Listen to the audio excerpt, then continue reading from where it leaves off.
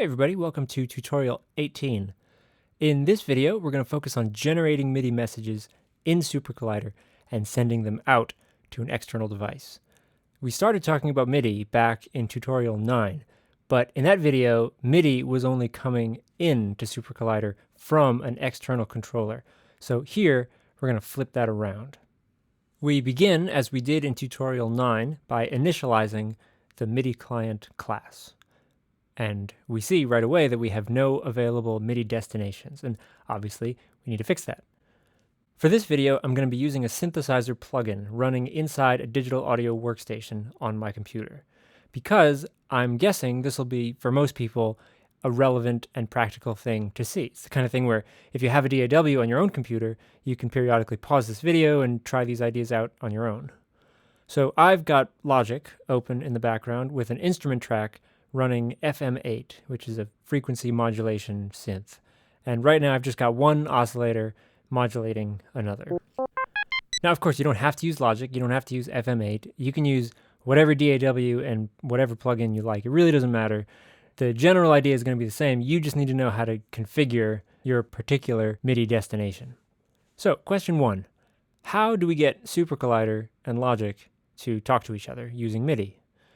Well, conveniently, on Mac OS, there's a built-in feature called the IAC driver, which stands for Inter-Application Communication. And this feature allows you to create one or more virtual MIDI buses, which serve as locations for sending and receiving MIDI between one piece of software and another.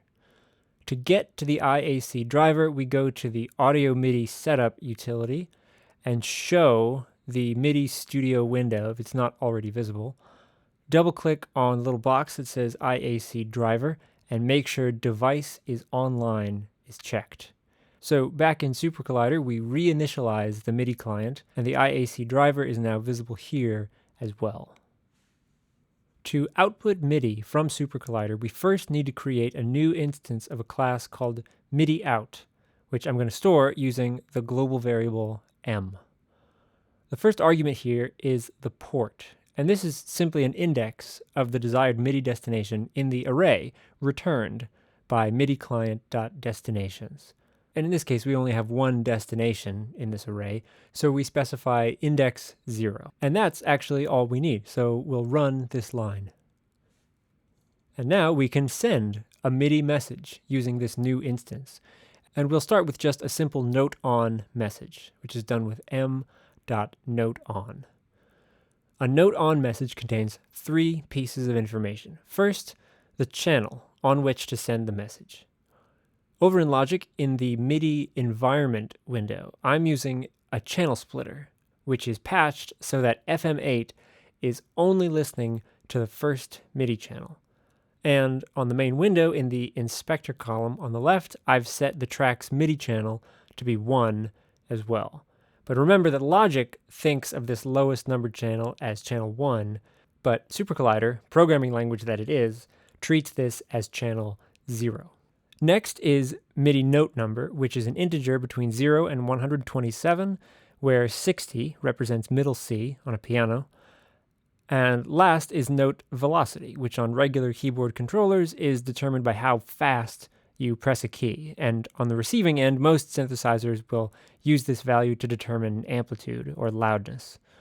And this value should be between 1 and 127 because a 0 velocity on some synthesizers is interpreted as a note off message, even if that message is technically a note on message.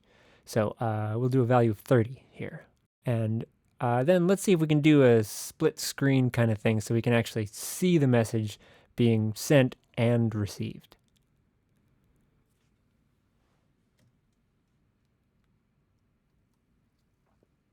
To stop the sound, we just need to send a corresponding note off message using the same channel and note number. The velocity value of a note off message, technically, this represents the speed at which a key is released, but I think a lot of synthesizers just ignore this value. So for note off velocity, you can usually put whatever you like for this value, or you can just omit it entirely. One handy feature of MIDI out is that you can set the latency of an instance, which puts a delay on each message that gets sent. And by default, this latency is 1/5 of a second, so we can increase that to a full second. And with a value of 0, messages are sent immediately. This is actually what I want for this demonstration, so I'm going to keep that. Do keep in mind, though, that this method doesn't provide total control of message latency because some receiving devices sometimes have their own built-in latency. But this method is still really handy, especially when trying to synchronize two receiving devices that have different built-in latencies. So yeah, anyway, some more examples. We can iterate over a collection of note numbers to create a chord.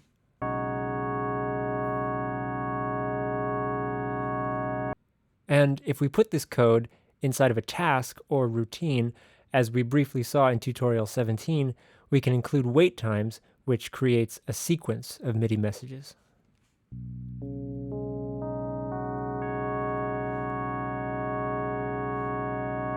And then let's reverse the array and turn these notes off. If we want to make specific changes to the quality of the sound, we need to do that over in Logic because that's the program that's doing all the synthesis right now. For example, if we want each of these notes to have an amplitude envelope with a long attack and release.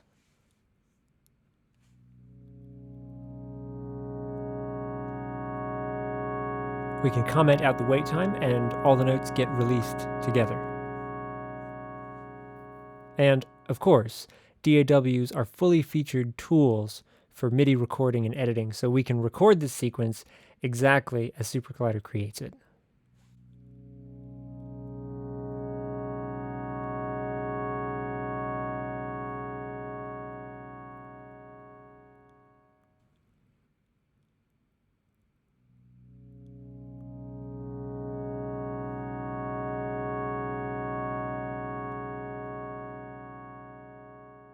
So now I'm going to undo this envelope.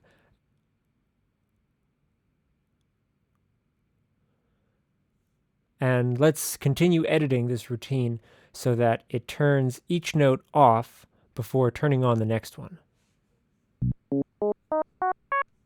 And if we enclose the contents of the routine in curly braces and use .loop, this sequence will play indefinitely.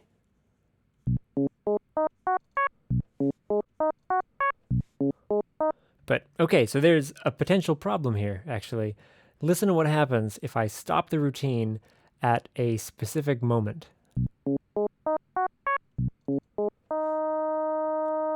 Logic gets a note on, but we sort of pull the plug before the corresponding note off is generated, so we get a stuck note. r.stop doesn't help because the routine is already stopped. And command period doesn't help either because SuperCollider is not doing any synthesis. The server's not even booted.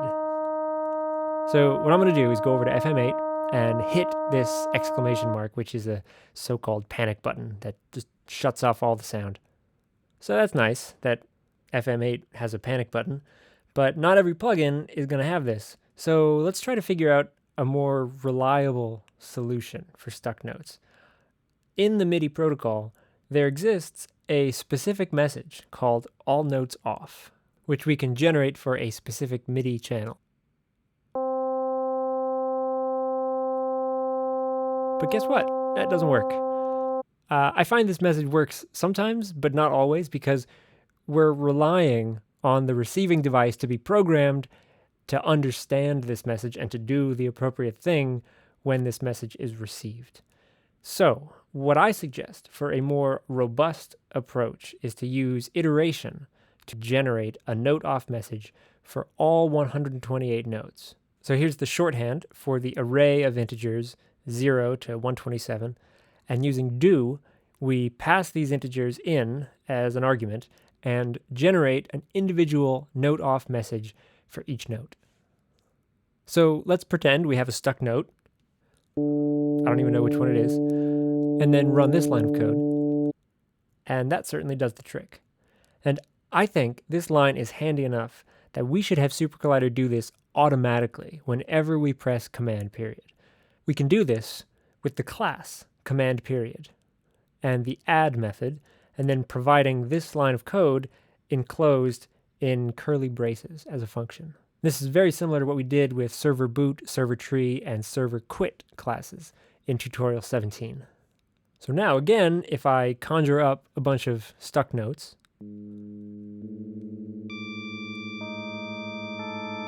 and then press command period, all the notes turn off, which is very cool because now the command period shortcut is behaving in the way we've sort of come to expect it to behave.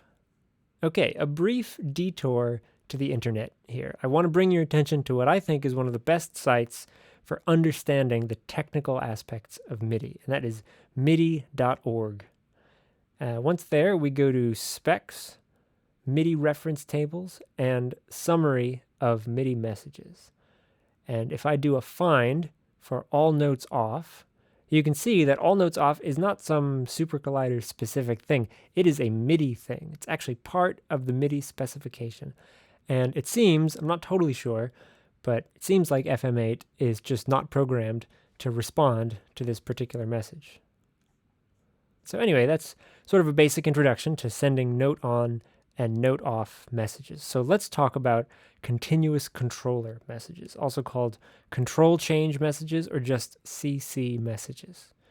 CC messages are what typically get generated when you turn a knob or move a fader on a physical MIDI controller.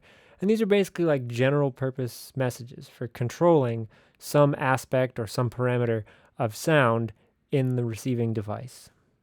On MIDI.org, we'll go back a page and then click on Control Change Messages. And here, I want to point out that some controller numbers have pre-established functions. These are things that they are expected to do right out of the box. For example, controller 7 is associated with channel volume or main volume. This means that if a synthesizer's design follows these specifications exactly, then a message received from controller number 7 should automatically affect main volume without the user having to do any sort of custom mapping or configuration. So in SuperCollider, let's generate a message from CC number 7 and see whether the main volume of FM8 changes. So after making a note, we create a CC message using m.control, and the syntax is similar to note messages. We provide the channel number, controller number, and then finally the controller value.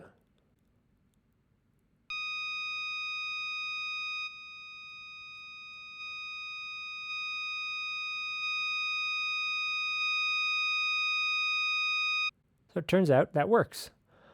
But what if we want to control some other parameter, like the level of the modulator oscillator feeding into the carrier oscillator, represented by this little white box here, which sounds like this, by the way.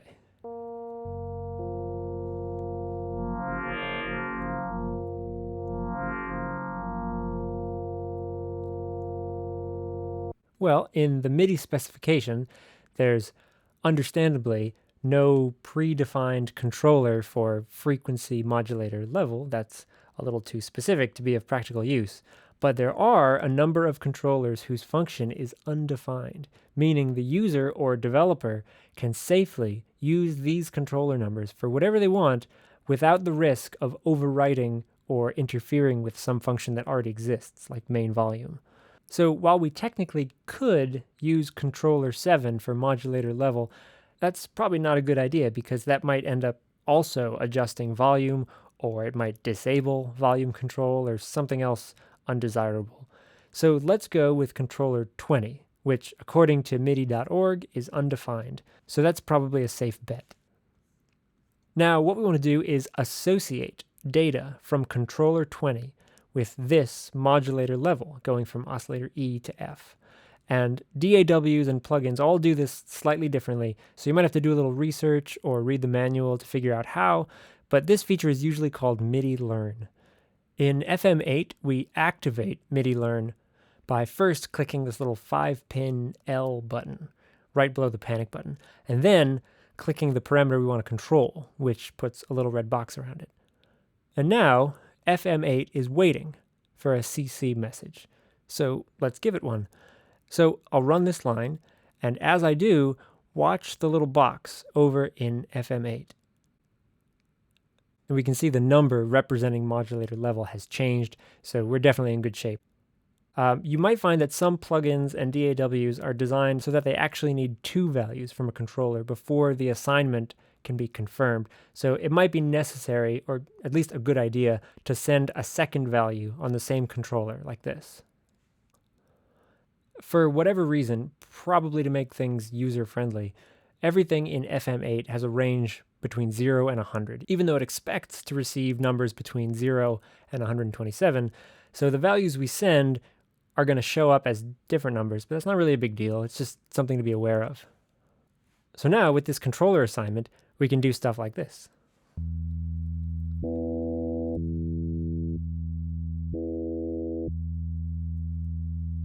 Before we move on, we're going to do one more semi-complex example using a routine. We're going to start with a loop that turns on a note and then iterates over multiples of 10 between 30 and 100, and on each pass uses that number for the control value sent over to FM8, and then waits for 0.3 seconds after each control message.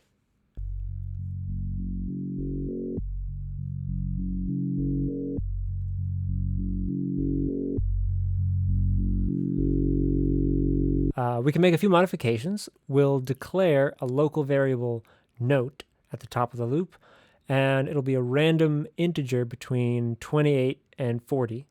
We turn that note on, and then do our control iteration, and then make sure to turn off the note at the end of the loop. And I'll also cut the wait time in half.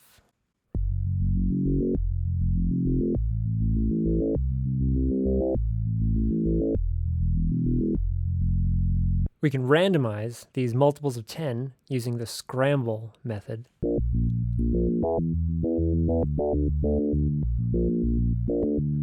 And if we want a predetermined sequence of notes, we can forget about this rrand operator and instead use a second outer layer of iteration over an array of note numbers.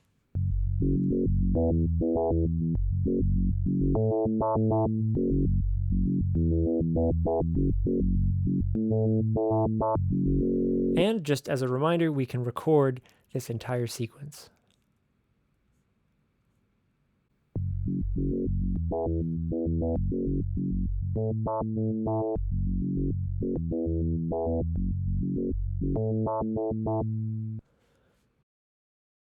So over in Logic, here's our note data. And if we go to View, MIDI Draw, and Other, scroll to Controller 20, here's our control data. It's all there. So this routine-based approach is fine for relatively simple ideas, but for more complex and algorithmic ideas, the syntax here is probably going to get kind of sloppy. And also, this approach isn't really very accommodating for on-the-fly, real-time manipulations. And so, we have the option of using SuperCollider's very powerful pattern library, most notably the pbind object, to generate MIDI in a much more elegant way. Pbind, as discussed in tutorial 10, generates events. And the default event type, which I'm going to specify here explicitly, is the so-called note event. And a note event instantiates a synth on the server. So, a 10-second refresher here. Here's a very simple synth which plays a tone with an exponential decay, and we're going to create a stream of note events using this synth by playing the following pbind. But what you may not know is that there are tons of different event types that pbind can generate, as we can see in Chapter 8 of H. James Harkin's Practical Guide to Patterns. Right, so here's event types, and here's the default note type event. And we'll just make our way down the file here. Oh my God, there's so many. Okay, here, MIDI output. There is an event type called MIDI. So we're going to wipe out this pbind and specify MIDI as the type of event. In the case of MIDI events, we need to tell pbind what type of MIDI message to create. And this is done using the MIDI command key, MIDI CMD. The available MIDI commands include things like note on, note off, our good friend all notes off, which may or may not work properly, control, bend, etc. So let's send note on messages. MIDI events also need to know where they're supposed to go. In other words, which instance of MIDI out they're supposed to use. So the key we need here is MIDI out, and the value is our global variable m. Subsequent keys depend on the type of message being generated. Since we're making note on messages, we need to specify the MIDI channel using the chan key and MIDI note number. And here's where we can get a little creative. Let's use Pwrand to do a weighted random choice between 4 Ds in different octaves, giving the most weight to MIDI note 74. And we'll have Pwrand make these choices indefinitely. And instead of a velocity symbol, MIDI events expect the symbol amp, which I assume is so that it's consistent with other types of events like note events. And here a value of 1 corresponds to the maximum velocity of 127, a value of 0.5 corresponds to a velocity of 63, etc. And if you find this confusing or annoying and you'd rather just specify raw velocity values, then you can just do that and divide that raw value by 127, like this. So I'm actually going to use Pwrand and choose velocity values between 5 and 100.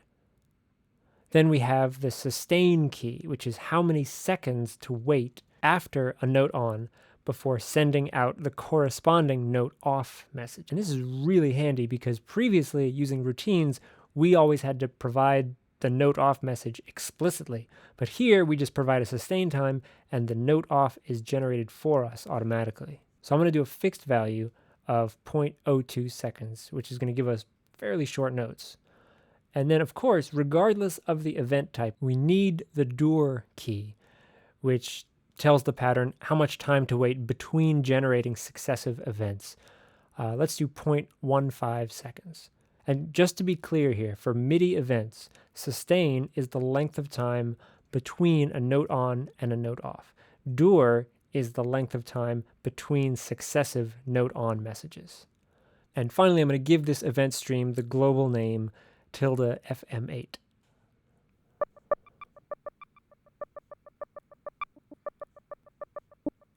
I'm going to go over to Logic and increase the envelope release time just a little bit,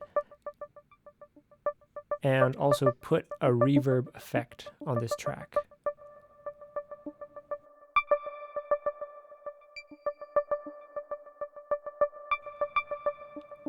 So if we're sending rhythmic stuff to a DAW, we probably should set an appropriate project tempo in the DAW and then have our SuperCollider patterns be rhythmically consistent with that tempo, because that's just a sensible thing to do. It's going to make time and beat and bar adjustments in the DAW just much, much easier. So in Logic, I'm going to show the tempo track and set this to 108 beats per minute. And then back in SuperCollider, just like we did in tutorial 10, I'm going to provide for the dur key a raw metric value, in this case 16th notes, and then use the stretch key to set the length of 1 bar of 4/4. So 60 over 108 gives us seconds per beat, and 4 times this value gives us seconds per bar. So now let's record this pattern.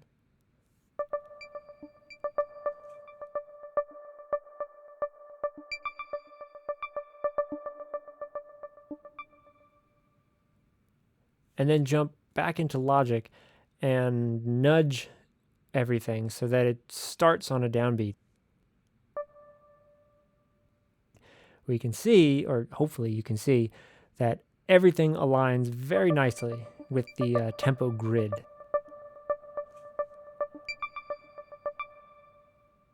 Of course, if you want to be extra sure things are rhythmically precise, you can always quantize these notes in the DAW.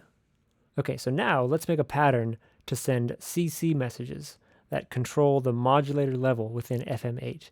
This will be similar to the previous pbind in a lot of ways. First, let's give this pbind a different name, FM8 underscore CC20. MIDI command this time is going to be control, same MIDI out instance, and same channel as well. Control messages need to know the controller number, just specified with CTL capital NUM, and the controller value specified with the control key. And for controller values, we will pick randomly between 1 and 80, rounding to the nearest integer because Pwrand generates floats. And Pwrand favors low values, so most often we're going to get a nearly pure sine wave with almost no modulation, but occasionally a brighter frequency modulated timbre. I'm going to keep the rhythm of the control pattern synchronized with the note pattern, so I'm just going to copy and paste the dur and stretch items.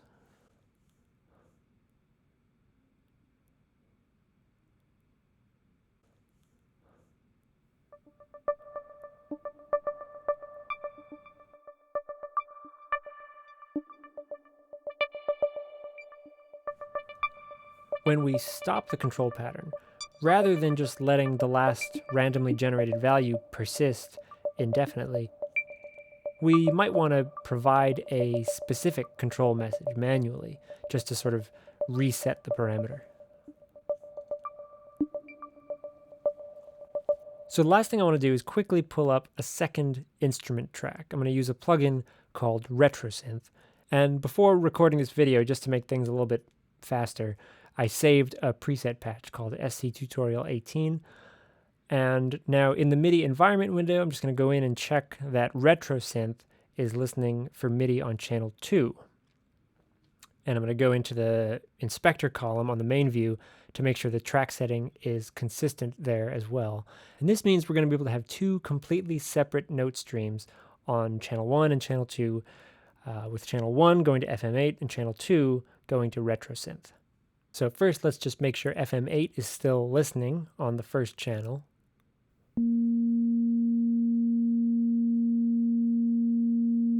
And RetroSynth, listening on the next channel, sounds like this.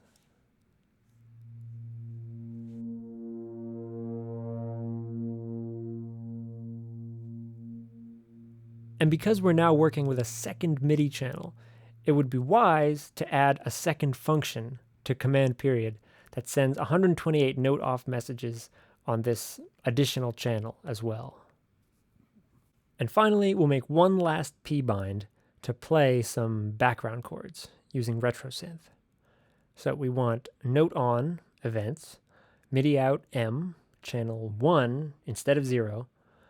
For MIDI note, I'm going to use Pwrand to choose between 3 different chords in the key of D minor. Pwrand is nice for this because it never picks the same thing twice in a row. Pwhite to randomly choose velocities between 15 and 30. Sustain these notes somewhere between 4 and 8 seconds. And generate a chord every 4, 6, or 8 bars. If we want these two patterns to play at exactly the same time, what I like to do is use the quant argument, which we saw in tutorial 10, so that both patterns will start exactly on the next available downbeat.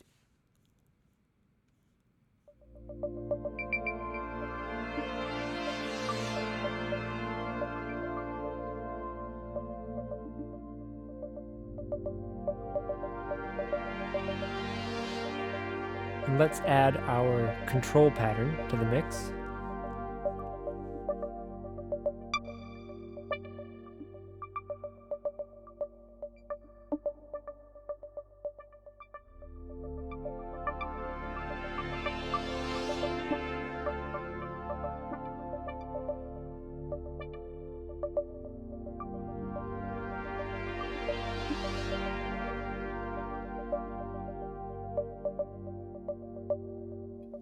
Now, if we want to make this super fancy and allow real-time control while the patterns are playing, then I recommend augmenting with the pdef object, which we demonstrated toward the end of tutorial 10, because pdef allows us to make changes to the patterns without disrupting them simply by editing and re-evaluating the code.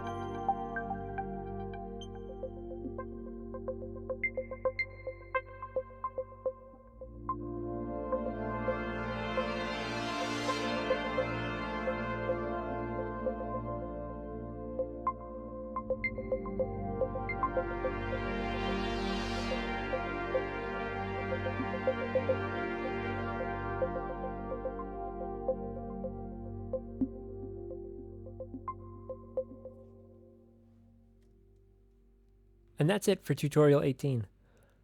So there's no denying that the DAW is a great tool for audio. It's just basically indispensable.